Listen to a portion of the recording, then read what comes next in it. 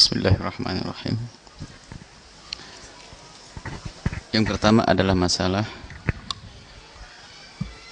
hitungan hari-hari di dalam pernikahan. Maka hari pernikahan yang paling bagus adalah yang paling cepat, karena itu adalah ibadah. Cuman kami itu pengen bahwasanya para bapak-bapak itu kalau dengar begini juga didengar secara sesungguhnya dan diamalkan. Sebab ada yang ngaji, saya itu sudah berkali-kali ngomong, tolong gampangkan pernikahan, masih saja mempersulit. Padahal hadir pengajian, subhanallah. Mempersulit menantu kadang-kadang, harus pakai begini begitu. Saya tidak, itu bukan orang-orang, subhanallah. Ada orang tua kayak begitu. Sampai menantunya itu mau bingung harus ngumpulin ini, mungkin sampai ngutang-ngutang untuk urusan pernikahan. Ini orang tua model apa kayak begitu itu? Bolehlah, yang penting halal dulu, karena ini adalah kebutuhan pribadi sekali yang tidak bisa diwakilkan pada orang lain. Kecuali memang hati orang tua sudah nggak bener, menantu jadikan sapi perah untuk cari duit, atau menikah untuk cari duit. Ini sudah nggak bener, ini kayak model-model begitu itu. Mulai dari itu sampai nanti macam-macam. Ini para orang tua tolonglah dengar. Makanya kalau sudah model-model begitu saya sudah, ini orang tua nggak bisa, ini repot. Dalam hati saya kalau seandainya itu saya menjodohkan tuh salah pilih tuh begitu tuh. Saya pengen orang tua yang nerima semuanya apa adanya, jangan sampai bikin repot orang-orang menantu-menantumu itu. Permudahlah. Cuman wahai para menantu, kalau mempunyai uang, ya sudahlah, muliakan istrimu dengan pernikahan yang wajar dan seterusnya. Urusan hari-hari pun demikian. Ngaji begini, ngaji di sini masih bingung urusan hari ini. Akhirnya datang kepada tidak tahu orang, katanya ahli hikmah. Ketemu Rebu Legi gak cocok pernikahannya. Karena menantumu kelahirannya Kliwon, kemudian anakmu kelahirannya Pon, gak bisa dilegi nanti. Nah, apa itu bacaan? Sudahlah, semua hari apa saja bisa. Bolehlah menghitung hari-hari, biasanya menghitung hari kesempatan. Misalnya keluarga sana pegawai negeri, pegawai sini, pegawai ya sudah pokoknya begitu. Jadi pengen waktu yang tepat sama-sama libur, bolehlah menghitung hari-hari semacam itu. Cuman kalau ada kepercayaannya itu sama sekali tidak benar. Biarpun katanya yang ngitung-ngitung itu adalah wadah tahu kiai siapa begitu, nggak perlu seperti itu. Kalau memang kiai atau memang menghitung pengen kiainya bisanya kapan, bolehlah gitu. Tak taunya kiainya bisanya Rebu Kliwon. Karena apa? Ada sebagian kiai pengajiannya pakai Kliwon Legi Paing Pon, nggak apa-apa. Sebab ada hitungan pasaran nada. Ada sebagian ustadz itu punya jadwal pengajian pakai Kliwon Paing Pon Wagi. Ya nggak apa-apa. Makanya kata kiai, wah Jumat Kliwon saja. Nah, bukan Jumat Kliwonnya orang yang percaya, yang takut dengan hantu-hantu itu, bukan. Ini Jumat Kliwon karena kebetulan kiai itu bisanya Jumat Kliwon. Jangan dipercaya enggak. Kalau kiai ngomong Jumat Kliwon itu bukan karena ngitung hari-hari. Kenapa kok Jumat Kliwon? Ya saya bisanya di Jumat Kliwon. Kalau pengen saya hadir harus ikut saya, itu wajar. Cuman kalau harus begini, karena Kliwon begini, nanti paceklik, nanti kamu bangkrut rezekinya. Ini belum apa-apa sudah suudzon prasangka buruk kepada Allah, bakal bangkrut tuh orang. Bakal bangkrut orang. Bahkan bukan saja urusan urusan hari-harinya. Dari pernikahannya pun sudah dihitung-hitung bulet. Sudah ketemu anak yang baik hanya gara-gara namanya saja nggak cocok nih, hitungannya nggak pas itu, batal tuh.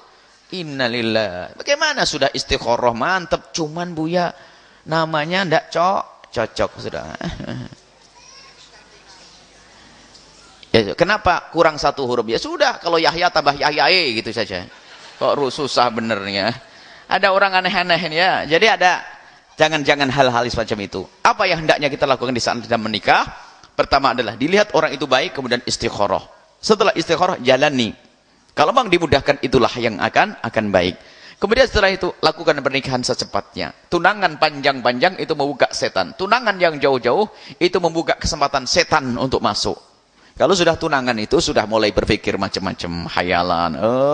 Bisa saja masuk bab zina, dan ada orang berzina setelah bertunangan, naudzubillah, mencabut keberkahan pernikahan. Percepat.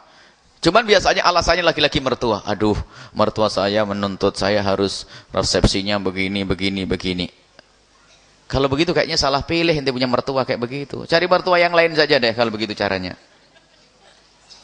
Jangan begitu, jangan merepotkan anak menantu. Kalau kecuali para mertua tuh membiayai, nggak apa-apa. Oh namanya anak ya, ada yang masih baru sekolah, Ada yang masih baru kuliah, ada yang masih baru mondok. Ya belum punya duit banyak lah. Belum bekerja kan, belum ini. Sementara kunci rizki itu dibuka setelah pernikahan seperti yang dijanjikan Allah, yakunu fuqara. Sekarang diminta urus acara resepsi semacam ini. Makanya saya nggak datang kalau sudah begitu caranya. Nggak datang. Kalau sudah janjinya nyantai nerima, kok setelah itu ada hal yang baru, saya nggak datang kalau begitu acaranya. Saya perasa, saya pernah dengar cerita orang-orang anak-anak yang sudah mau menikah, cuman gara-gara orang tuanya itu. Makanya saya keras. Buya, saya sudah mau menikah. Saya rela dan calon istri juga rela. Cuman permasalahannya orang tua harus ngadain begini-begini. Innalillah. Orang tua mau apa itu? Keselamatan anakmu paling penting. Jangan sampai terjerumus dalam zina. Itu yang paling penting menyelamatkan anak. Kayak kemudian urusan hari-hari nggak ada itu semuanya.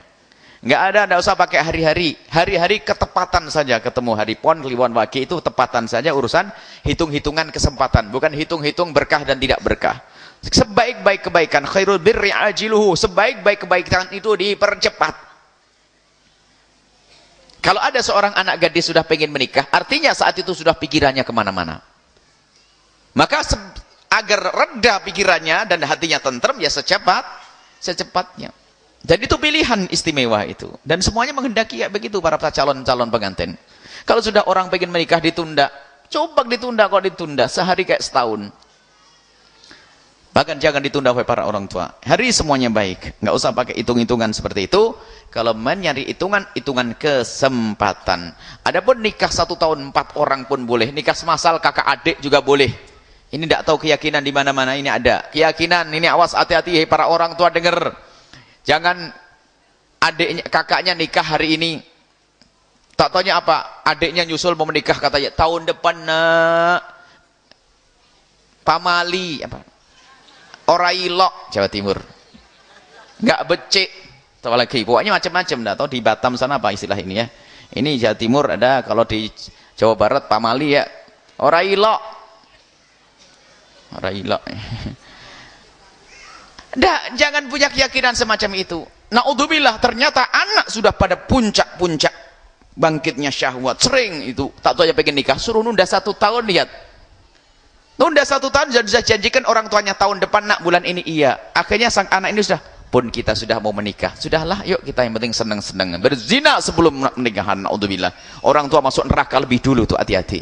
Nikah nggak apa-apa, nggak ada keyakinan seperti itu. Malah ini kayaknya yang sedang lupa. Justru berkah begitu. Hebat bener, satu rumah dalam setahun ada 7 kali pernikahan ini. Benar-benar keberkahan, wong nikah sendiri berkah kok. Kok malah ditunda keberkahan tahun depan?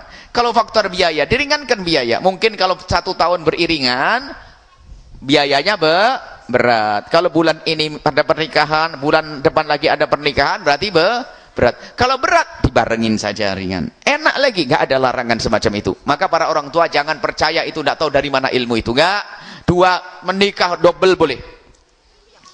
Bareng boleh. 1 tahun 4 orang juga boleh, kakak beradik boleh. Dan juga ini yang ketiga adalah yang sering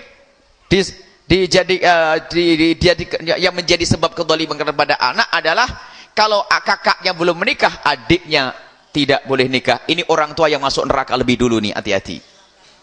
Dilangkai katanya nggak boleh. Kadang-kadang ada di tempat lain kalau ngelangkai bayar. Masya Allah. Lah ini anaknya dididik untuk menjadi pendengki itu. Wahai para orang tua, jika anak perempuanmu yang paling terakhir itu kok sudah mendapatkan pasangan dan dia sudah mengatakan pengen nikah, dahulukan.